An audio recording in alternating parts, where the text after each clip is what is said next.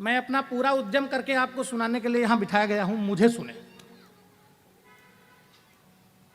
जितनी देर यहां बैठे उतनी देर संसार की बातें छोड़कर भगवान की शरण ग्रहण करो। एक एक शब्द अनमोल है, क्योंकि मैं नहीं कह सकता, मेरी औकात क्या जो मैं कथा कह सकूं।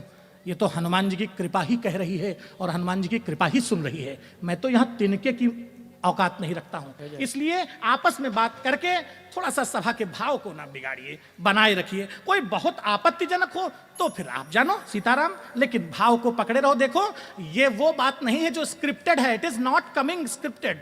ये कुछ भी लिखा पड़ा नहीं है। ये इंटरनेट से कनेक्ट होकर स्पिरिचुअल थिंकिंग में आ रहा है। ये मेरी जो थॉट प्रोसेस है, ये कहीं लिखी पड़ी नहीं है। अंतर का अध्यात्म आपसे कह रहा हूं।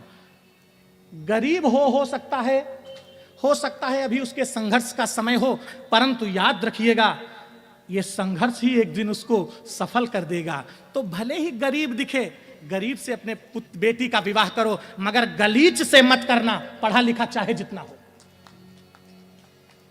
गलीच से नहीं। गरीब हो कोई बात नहीं, धीरे धीरे करके कमा लेगा। और सच पूछिए तो गरीब तो अमीर हो सकता है, मगर गलीच कभी सुधर नहीं सकता। बोलो सच्चिदानंद भगवान की जय। उसको तुलसीदास जी ने कहा है कुत्ता समझ के छोड़ो। अब आप कहोगे ये क्या कह दिया? अरे हम थोड़ी कर रहे हैं, तुलसीदास जी कह रहे हैं। क्या कह रहे हैं? खल परिहरिय स्वान की नाई, खल परिहरिय स्वान की नाई, उदासीन नित रहिय गोसाई, उदासीन रही गोसाई। अकेले रहो मगर खलों से बचो। इसलिए निवेदन करना चाहता हूं, आज हमारे जीवन में जो ये विपरीत परिस्थितियां आई हैं, कल विवाह और परसों केस।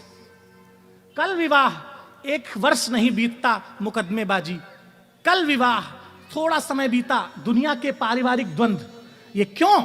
ये सिर्फ इसलिए हो रहा है क्योंकि हम व्यक्ति से विवाह नहीं कर रहे, हम पद से विवाह कर रहे हैं, धन से विवाह कर रहे हैं, वैभव से विवाह कर रहे हैं। और सुनिए, एक सलाह और है सबके राम की, वो ये है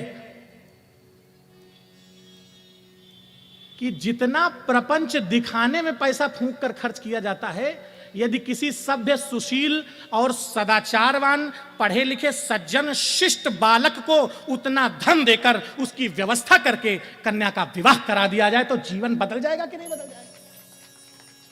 हम कभी नहीं सोचते। हम ये सोचते हैं कि हमारे दिखावे में क्या क्या है। नहीं, निवेदन करूंगा, मनुष्य से विवाह करिए, नर पशुओं से नहीं। बोलो शंकर भगवान की जय, हनुमान जी महाराज की जय।